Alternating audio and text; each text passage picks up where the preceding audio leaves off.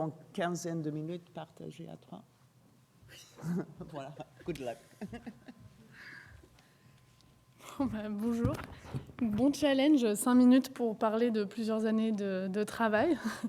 Donc, comme Marielle a dit, moi c'est Clara, je suis designer pour Atelier Luma depuis quelques années déjà, et avec mes collègues Daniel et Sandra qui vont prendre le relais après moi, on va vous présenter une facette de nos travaux passés et en cours qui portent sur le sujet des ressources minérales. Peut-être un mot sur Atelier Luma, même si je pense qu'une majorité d'entre vous savent déjà qui on est. C'est important peut-être de dire qu'on se définit comme un laboratoire de design biorégional.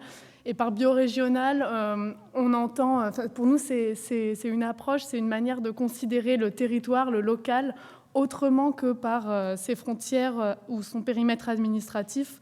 C'est une manière de le définir par ses caractéristiques écologiques, géologique, culturelle, et ça va être pour nous un guide pour nous poser des questions à travers nos projets, savoir quelles sont les ressources disponibles sur un territoire et comment, avec nos projets, nos sujets, on pourra renforcer des écosystèmes sociaux, économiques, environnementaux autour de ces ressources. Donc moi, je vais commencer par vous parler d'un sujet assez précis qui est des études qu'on a faites sur des argiles locales. Donc, tout travail à l'atelier commence par une étude cartographique des ressources. Là, par exemple, ce que vous pouvez voir, c'était les premiers inventaires de gisements dits alternatifs, donc qui seraient alternatifs au modèle de la carrière traditionnelle pour sourcer des argiles sur le territoire. Ces cartographies, elles passent aussi par des phases de transformation plus ou moins empiriques et des caractérisations des matériaux qu'on va trouver.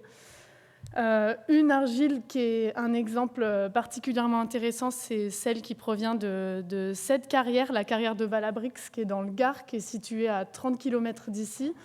La carrière de Valabrix, c'est une carrière où on extrait de sable pour l'industrie verrière. Et qui, chaque mois, rejette environ 4000 tonnes d'argile via son processus de lavage. Donc on récupère le sol, on le tamise à grande eau et l'argile va s'accumuler sous forme de boue, ça crée des petites montagnes comme ça. Et ça a été pendant plusieurs années perçu comme un rebut, et avec le projet de restauration du magasin électrique, les équipes de BC, d'Assemble, d'Atelier Luma, on s'est intéressé à cette argile-là, et depuis d'ailleurs, pour l'anecdote, cette carrière ne considère plus cette argile comme un rebut, mais la vend. Voilà, c'est ça, la vend. C'est pas encore très très cher. Et une partie de notre travail à l'atelier qui va nous différencier d'une agence d'architecture ou de design, c'est qu'on va essayer d'analyser aussi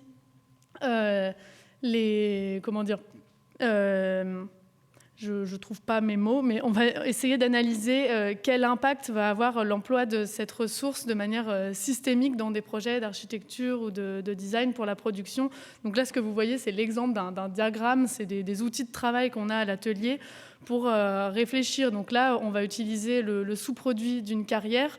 Certes, c'est un rebut, mais elle dépend d'un modèle industriel. Que signifie employer cette ressource pour des productions peut-être sérielles à l'avenir? Enfin, voilà, on se pose la question dans quel domaine on pourra valoriser ces ressources-là, et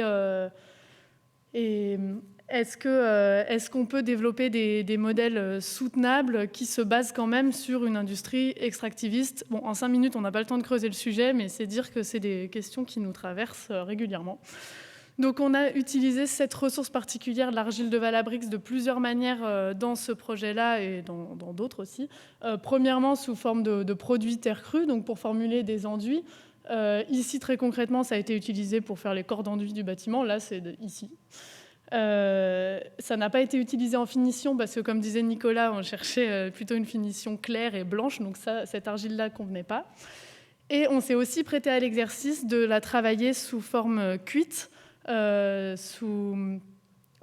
plutôt en abordant les problématiques de la filière terre cuite et des manufactures de céramique architecturale, tout ce qui est tuiles, carrelage, qui souffrent aujourd'hui de la délocalisation des industries, mais aussi d'une sorte de changement de paradigme, parce qu'il y a très peu aujourd'hui de lieux de transformation de l'argile dans nos pays qui utilisent la ressource qui leur est locale, comme ce qu'on pourrait voir encore à Salerne, par exemple.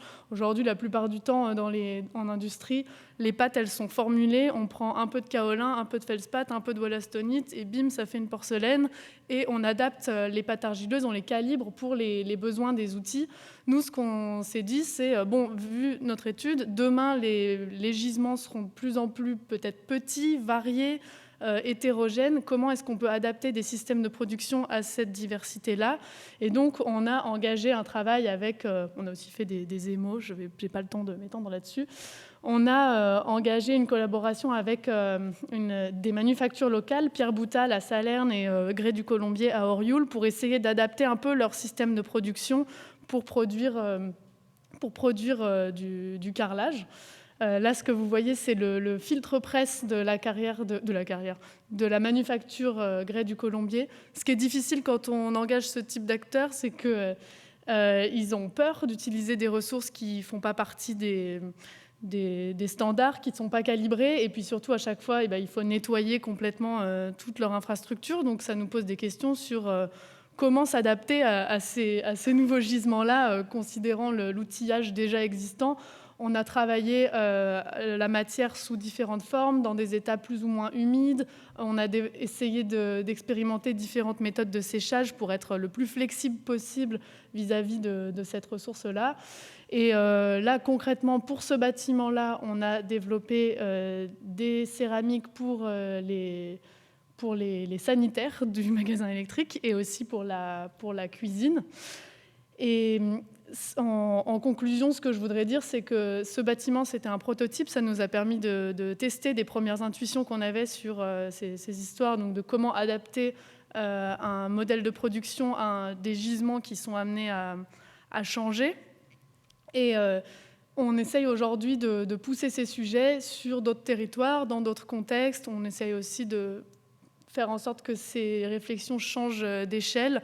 On a des discussions en cours avec des éditeurs de céramique architecturale. Voilà, c'est pour faire un peu un état des lieux de là où on est dans notre travail vis-à-vis des argiles. Et je vais laisser la parole à Sandra. Voilà. Bon, voilà. Je vais terminer comme ça. C'est très rapide. Très, très rapide. Ok. On va essayer. Merci.